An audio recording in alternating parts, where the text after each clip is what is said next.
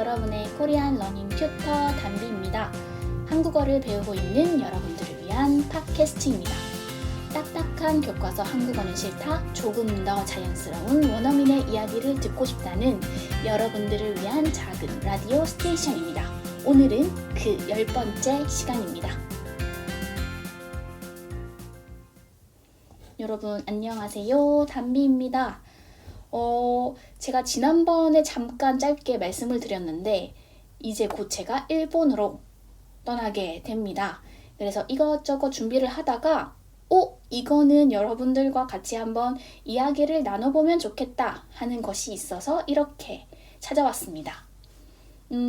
일본, 그러니까 다른 나라로 떠나려고 하다 보니 이것저것 준비를 해야 되는데 그 중에서 가장 크게 조금 준비를 해야 될 게 바로 집이더라고요. 한국에 있는 집, 제가 지금 서울에서 살고 있던 집도 정리를 해야 하고 또 일본에서 살게 될 집도 구해야 되고 그런 것들이 가장 큰 문제였어요. 그래서 오늘은 한국과 일본의 부동산 계약과 관련해서 같이 좀 이야기를 해보고 싶다라고 생각을 했습니다. 다르더라고요. 네, 상당히 다른 부분들이 있어서 조금 복잡한데 재미있었어요. 흥미로웠습니다. 일단 지금 제가 살고 있는 한국 집, 서울 집에 대해서 조금 이야기를 해볼게요. 저는 빌라에 살고 있어요. 빌라, 투룸 빌라라고 합니다. 빌라라고 하면 보통 그 영어로 빌라는 엄청 큰 대저택이에요. 엄청 큰 집, 럭셔리 하우징, 엄청 큰 집, 막 뭐라고 해야지? 거기에 뭐 수영장도 있고 굉장히 큰 그런 대저택을 생각을 하실 텐데 아닙니다. 여러분 콩글리쉬 아시죠? 콩글리쉬, 코리안 잉글리쉬라고 해서 영어 단어인데 한국에서는 다른 뜻으로 쓰이는 경우가 종종 있어요. 그 중에 하나라고 생각하시면 됩니다.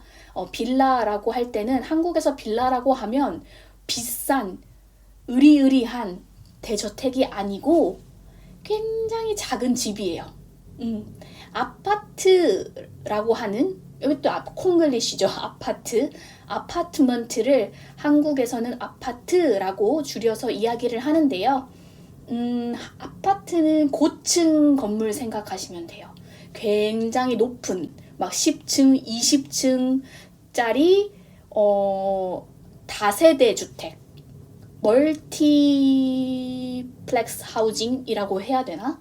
멀티 패밀리 하우징, 멀티 하우스홀드 하우징 정도로 이야기할 수 있을 것 같은데 아파트먼트, 큰 뭐 10층, 20층 여러 가족들이 여러 집이 같이 사는 그런 형태 건물 있잖아요. 그걸 아파트먼트, 근데 한국에서는 아파트라고 합니다. 아파트가 한국에서는 가장 비싸요. 보통 average, 보통 평균적으로 아파트는 비싼 집입니다. 한국에서는. 그리고 다들 아파트에서 살고 싶어 해요. 왜냐하면 편해서예요. 편해서. 아파트는 그 아파트를 관리하는 회사에서 뭐 쓰레기나 아니면은 뭐 주변 환경이나 아파트 자체에 대한 관리 같은 것들을 체계적으로 하기 때문에 아파트에 살면 일단 편하다. 그게 있어가지고 보통 아파트에 살고 싶어 합니다. 그리고 가격이 보통 비싸요. 그래서 저는 특히 또 서울은 집값이 굉장히 비싼 편이기 때문에 지방에 비해서 많이 비싼 편이기 때문에 제가 아파트에 살기는 조금 어려웠어요.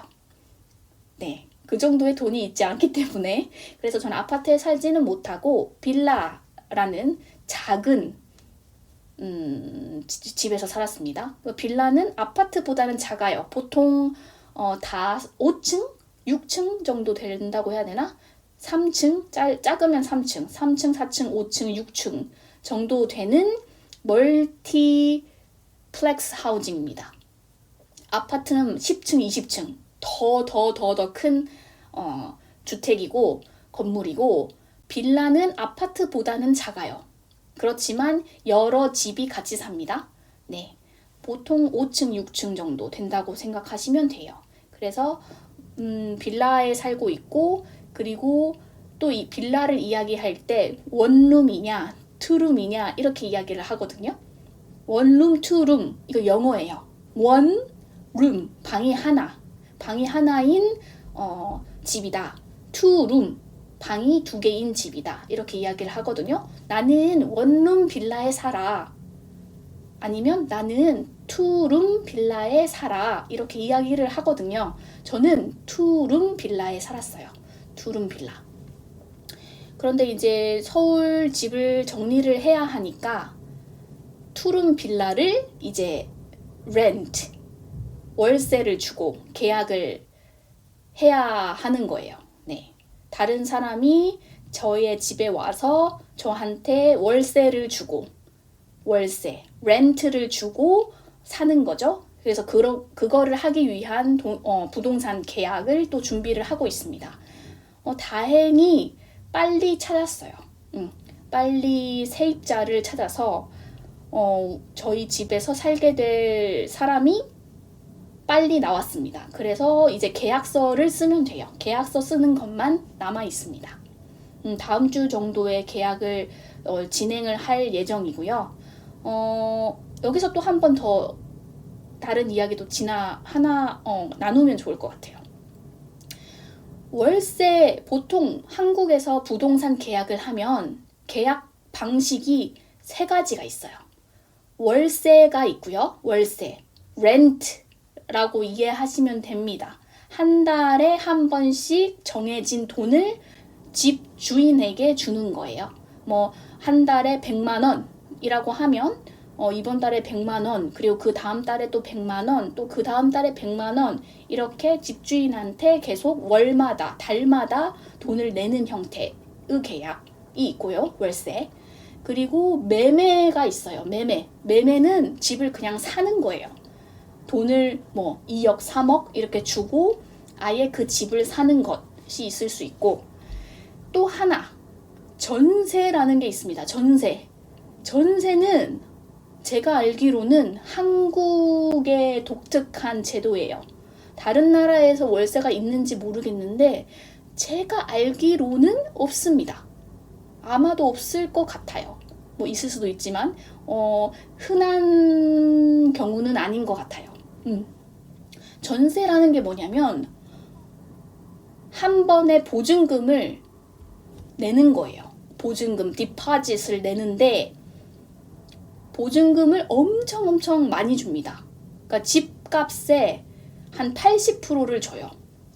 그러니까 뭐 예를 들면은 지금 우리 집이 제가 살고 있는 집이 1억이다 라고 가정을 하면 1억이다 라고 하면 8천만 원을 한꺼번에 주는 거예요. 집값의 80%를 집주인한테 한 번에 줍니다. 보증금으로, 디퍼짓으로 한 번에 주면 월세를 주지 않아도 됩니다. 네. 그러니까 뭐 월에 100만 원씩, 다음 달에 100만 원씩 이렇게 월세를 주는 것이 아니고 렌트를 내는 것이 아니고 한 번에 큰 보증금을 맡기고 월세 없이 그냥 사는 거예요. 계약 기간 동안. 뭐 1년에 1년 계약, 2년 계약 이렇게 계약을 하고 한꺼번에 1억짜리 집이면 한 8천만 원 정도를 집주인한테 그냥 한 번에 딱 주고 그 대신 월세는 주지 않고 그냥 사는 거. 보증금을 많이 내는 형태입니다. 그러니까 거의 집값 비슷한, 집값 수준의 보증금을 내고 그냥 사는 형태. 그러면 이제 계약이 끝나잖아요. 뭐 2년 계약이 끝난다. 그러면 집주인은 그 디퍼짓을, 보증금을 그냥 그대로 돌려줘요. 내가 8천만 원을 받았다. 보증금으로. 그러면 2년이 지났다. 계약 기간이 지났다. 라고 하면은 그 돈 그대로 다시 세입자한테 돌려주는 거예요. 8천만 원을 그대로 돌려주고 그 다음에 빠이빠이 하면 됩니다. 되게 독특하지 않아요? 한 번에 큰 돈을 받고 그 대신 월세를 받지 않는다. 그러니까 근데 디파짓은 그냥 그대로 돌려받는 돈이거든요. 그럼 무료로, 공짜로 사는 거예요. 공짜로. 왜 이런 계약을 하나? 근데 보통 디파짓을, 보증금을 큰 돈을 받기 때문에 집주인은 그 돈을 받으면 은행에 넣어요. 이자를 받는 거예요. 은행 이자를 받거나 아니면 다른 데에 투자를 하는 거예요. 네. 큰 돈을 얻었으니 그거를 집주인은 그것을 가지고 은행에서 이자를 받거나 은행의 인터레스트 이자를 받거나 아니면 그거를 뭐 다른 뭐 주식을 산다든지 아니면 다른 뭐 부동산 투자를 한다든지 하는 식으로 다른 방식으로 그 큰 돈을 가지고 투자를 하는 거죠. 저도 사실은 왜 이렇게 이런 계약이 생겼을까는 잘 모르겠어요. 아무튼 뭐 그런 형태의 계약이 있다. 되게 독특하다. 이거를 조금 말씀드리고 싶었습니다. 근데 지금은 전세가 조금 많이 사라지고 있어요. 그 대신 월세를 많이 받는다고 하더라고요. 그래서 저도 딱히 전세를 받아서 그 큰 돈을 받아서 제가 투자를 잘 모르기 때문에 그 돈을 가지고 뭘 할 수는 없을 것 같아서 그냥 간단하게 나도 월세를 받아야지. 월에 뭐 100만 원이면 100만 원, 뭐 50만 원이면 50만 원 이렇게 월세를 받아야겠다라고 생각을 해서 지금 월세 계약을 준비하고 있습니다. 네. 뭐 그런 것들이 있고 그래서 이제 한국에 있는 집은 다 정리가 된 거예요. 지금 한국의 집은 다 정리가 된 거고 이제 계약서만 쓰면 되고 이제 일본 집을 구해야겠죠? 일본 집도 다행히 빠르게 구했어요. 정말 정말 다행이에요. 왜냐면 제가 가는 지역에 한국인이 많대요. 네, 한국 사람이 워낙 많아서 신기하게도 그 부동산 중개업자라고 해야 되나? 에이전트? 부동산 중개업자 분들 중에서 한국인을 대상으로 하는 업자가 있는 거예요. 그래서 부동산 중개업소를 뭐 인터넷으로 찾아가지고 연락을 했어요. 그리고 그냥 인터넷 메신저로 저는 이런 집을 찾고 있습니다. 라고 제가 원하는 집의 어떤 사항들, 내가 원하는 조건들을 조금 정리를 해서 그 부동산 중개업체에 넘겼고 이제 부동산 중개업체 측에서는 제가 원하는 그 조건들을 보고 그거에 맞는 집들을 다 찾아서 같이 이제 인터넷으로 화상으로 이야기를 하거나 줌 미팅 같이 그렇게 인터넷으로 미팅을 해서 이야기를 하고 조정을 좀 하고 이런 식으로 해서 네, 다행히 집을 찾았습니다. 제가 원하는 정도의 집이 다행히 있었어요. 그래서 이제 그렇게 이야기를 했고 또 근데 이제 인터넷으로 이제 다 요즘은 잘 나와 있으니까 이러한 집이구나. 뭐 상태도 다 잘 나오고 사진도 있고 영상도 있고 이래서 제가 직접 일본에 가지 않아도 이런 집들이 있구나를 확인을 할 수가 있었어요. 그래서 물론 직접 가서 눈으로 보면 더 좋겠지만 또 거기까지 가는 것도 비용이 들고 시간이 들고 노력이 드는 거니까 그냥 이렇게 인터넷으로 확인할 수 있다라고 하면 굳이 가지 않아도 되겠다라고 생각해서 이제 인터넷으로만 봤는데 새로운 용어들도 많고 제가 잘 모르니까 좀 공부를 하게 되더라고요. 그래서 제가 지금 일본에서 살 집은 1LDK 집입니다. 1LDK.